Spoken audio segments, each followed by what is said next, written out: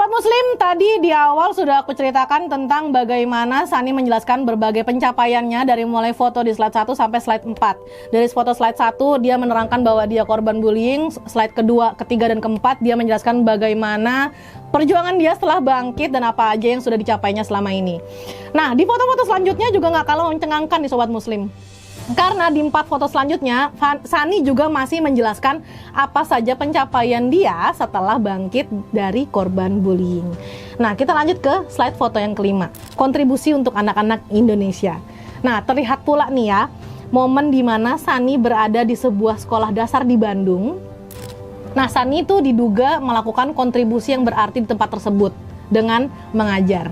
Entah dengan mengajar atau micro teaching ya, sama aja. Ya, pokoknya intinya Sani itu di sana membagikan pengetahuan dan pengalamannya kepada anak-anak. Nah, di foto slide kelima, dia juga memberikan caption seperti yang di awal udah aku sebutkan, dia berkontribusi untuk anak-anak Indonesia. Nah, tadi kan juga sudah aku bilang ya bahwa sampainya Sani di gedung kementerian itu bukan semata-mata cuma berkunjung ke gedungnya aja, tapi merupakan bukti bahwa dia akan melanjutkan hal-hal positif di ranah pendidikan. Termasuk di foto slide kelima ini yang barusan, yaitu berkontribusi untuk anak-anak Indonesia. Entah dengan mengajar, berbagi pengalaman, atau dengan bercerita, atau tentang mengabdi, atau membantu apapun hal yang ada di dunia pendidikan, Sani melakukan itu untuk memutus rantai bullying kepada masa-masa yang selanjutnya.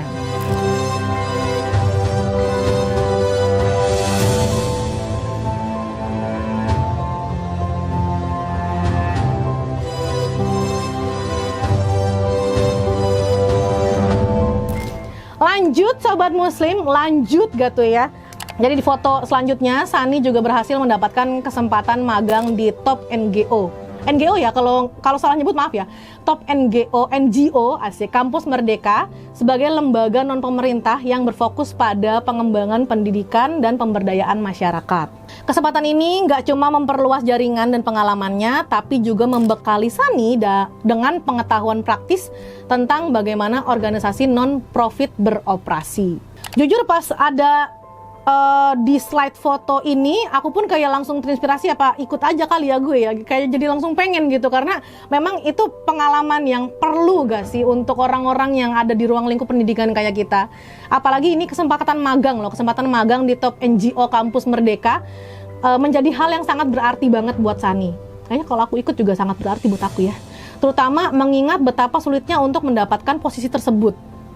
Proses seleksinya aja itu ketat banget dan bikin Sani tuh makin menghargai peluang ini.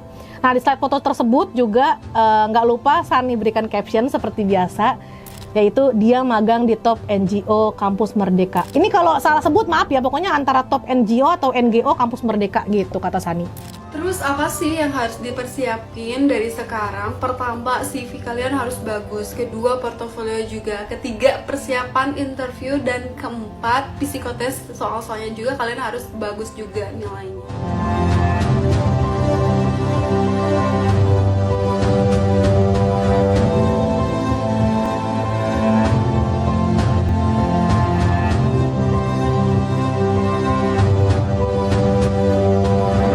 Next ke slide foto yang selanjutnya itu berkunjung ke DPR RI. Nah, nggak cuma sampai di gedung kementerian, tapi Sani juga sampai di gedung DPR RI. Aku aja belum kesampean, padahal aku punya temen di sana, pengen banget deh berkunjung ke sana karena pengen tahu isinya apa. Nah, bahkan ya Sani juga mengabadikan momen berharga saat berada di Dewan Perwakilan, sampai bretot gue nih. Berharga saat berada di Dewan Perwakilan Rakyat Republik Indonesia atau DPR RI. Nah, dalam foto tersebut ia tampak bersemangat saat berada di tempat tersebut. Wah, sama. Kalau aku ada di tempat tersebut juga sangat semangat ya. Pengen tahu isinya apa aja ya. Karena pengen lihat aja gitu dalam gedung DPR RI itu isinya ada apa gitu.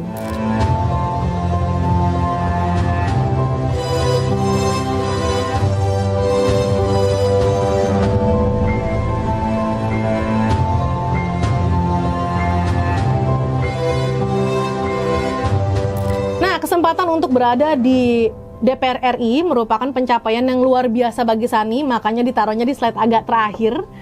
Yang sebelumnya tuh memang pernah merasakan tekanan dan intimidasi di sekolah. Jadi ini merupakan kalau dilihat dari kabar terbarunya ya, kalau runtutan pencapaiannya ini ada di gedung DPR RI adalah merupakan pencapaian yang paling tinggi pada saat ini gitu.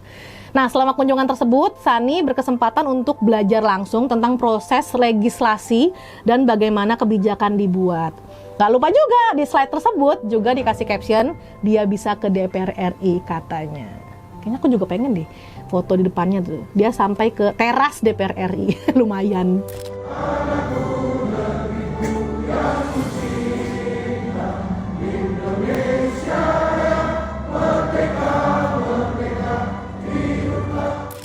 Ternyata nggak cuma sampai di situ. Ternyata itu bukan slide terakhir, ternyata masih ada slide yang paling terakhir lagi. Sani menegaskan pada slide terakhir bahwa setiap pencapaian tidak datang dengan mudah. Dia percaya bahwa impian besar harus diiringi dengan perjuangan yang sebanding juga. Jadi menurut Sani, memang nggak ada yang namanya kebetulan di dunia ini, dan semua yang dicapai adalah hasil dari usaha dan dedikasi yang konsisten. Disertai dengan doa orang-orang baik di sekitarnya, ya nggak sih?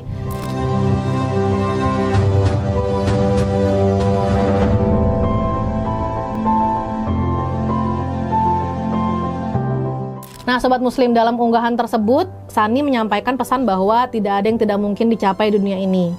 Jadi, Sani mendorong orang lain untuk percaya pada diri sendiri dan berusaha keras karena dengan tekad dan usaha yang tepat, segala impian dapat terwujud.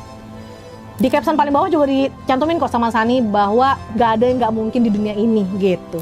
Nah, Sobat Muslim, Sani sendiri sampai saat ini masih aktif di sosial media dan rutin membagikan konten-konten motivasi tentang dunia pendidikan, kemudian juga memberikan informasi-informasi tentang universitas, tentang SNBP, SNBT, dan lain-lain sebagainya.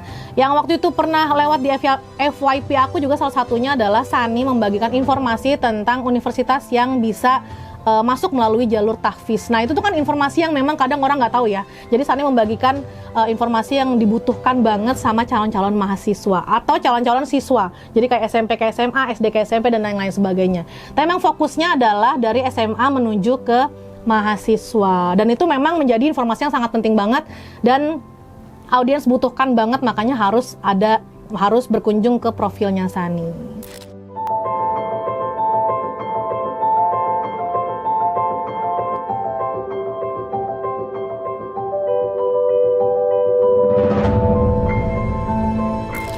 Muslim, motivasi-motivasi di kontennya Sani itu nggak akan berbuah baik kalau nggak kita bagikan. Jadi kalau kalian mendapatkan konten-konten motivasinya Sani, boleh di-share-share ke teman-temannya. Siapa tahu teman-teman kalian juga butuh informasi tentang universitas juga dari kontennya Sani, karena kontennya bermanfaat banget kalau aku scroll-scroll sampai bawah tuh ya. Sobat Muslim, orang-orang kayak Sani pasti banyak banget di dunia ini yang bangkit dari keterpurukan, yang bangkit dari korban bullying semasa sekolah dan akhirnya mencapai hal-hal besar di dalam hidupnya di kemudian hari. Jadi tetaplah bersemangat, ayo kita kejar mimpimu karena nggak ada yang nggak mungkin di dunia ini, sama seperti yang Sani ucapkan di kontennya. Dan mereka-mereka inilah yang patut kita jadikan contoh karena menginspirasi banyak orang, karena mereka lah para malaikat di sekitar kita.